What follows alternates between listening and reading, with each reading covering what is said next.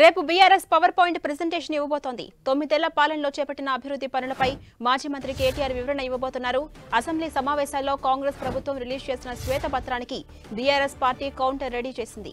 ఇప్పటికే BRS party తమ పాలనలో జరిగిన అభివృద్ధిపై డాక్యుమెంటరీ కూడా రిలీజ్ చేసింది. ఇప్పుడు తెలంగాణ భవన్లో పవర్ పాయింట్ ప్రెజెంటేషన్ ద్వారా బీఆర్ఎస్ సర్కార్ చేసిన అభివృద్ధి పనులను వివరించబోతున్నారు కేటీఆర్.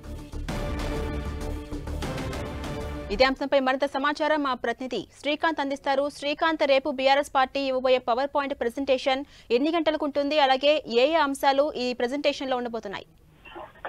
ఝాన్సీ రాణి, అసెంబ్లీలో కాంగ్రెస్ ప్రభుత్వం ఇటీవల శ్వేతపత్రాలు విడుదల చేయడంతో అందుకు ధీటుగా బీఆర్ఎస్ పార్టీ కూడా పవర్ పాయింట్ ప్రజెంటేషన్ ద్వారా వాస్తవ పరిస్థితులను ప్రజల్లోకి తీసుకెళ్లాలని భావిస్తుంది. అందులో భాగంగా అసెంబ్లీ సమావేశాల సందర్భంగానే Congress party power point presentation ఇస్తే అసెంబ్లీలో తమకు కూడా అవకాశం ఇవ్వాలని బీఆర్ఎస్ కోరింది. అయితే Congress party power point presentation ఇవ్వకపోవడంతో బీఆర్ఎస్ కు అవకాశం దక్కలేదు. అయితే బీఆర్ఎస్ పార్టీ మాత్రం ఖచ్చితంగా అసెంబ్లీలో జరిగిన పరిణామాలతో పాటు 9.5 ఏళ్లలో రాష్ట్రంలో ప్రభుత్వం చేపట్టిన అభివృద్ధి సంక్షేమ కార్యక్రమాలను వివరిస్తూనే రాష్ట్రంలో అంటే జాతీయ స్థాయిలో గుర్తింపు తెచ్చే విధంగా ఆర్థిక రంగం అభివృద్ధి చెందింది, ఇతర వ్యవసాయ రంగం కూడా అభివృద్ధి చెందిందన్న అంశాన్ని, ఆస్తులు కూడా రాష్ట్రానికి సంబంధించిన ఆస్తులు కూడా గణనీయంగా పెరిగాయన్న అంశాన్ని ప్రజల్లోకి తీసుకెళ్లేందుకు రెడీ అవుతుంది.